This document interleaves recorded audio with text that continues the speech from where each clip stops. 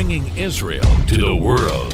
This is IBN News. With News of Israel, I'm Susan Michaels. According to two diplomats, samples taken by the International Atomic Energy Agency at what Prime Minister Benjamin Netanyahu last year called a secret atomic warehouse in Tehran show traces of uranium. Although the agency is investigating the particles' origin and has asked Iran to explain where they came from, Tehran is not responding, and diplomats say this is only feeding tensions between Washington and Tehran.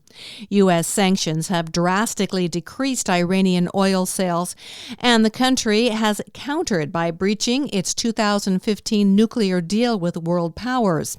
One diplomat said the uranium was not highly enriched, which means it is nowhere near pure enough to be used in creating a nuclear bomb.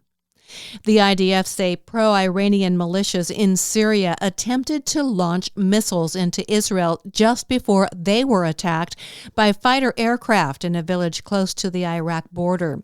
The IDF spokesperson said the rocket fire was carried out by Shiite militias led by the Quds Force from Syrian territory on the outskirts of Damascus.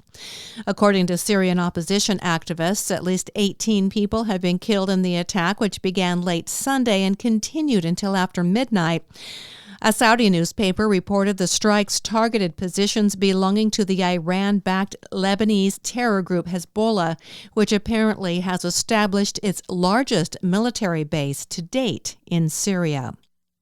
Hezbollah says they downed an Israeli unmanned aircraft early this week, just after it crossed the border outside a southern Lebanese town.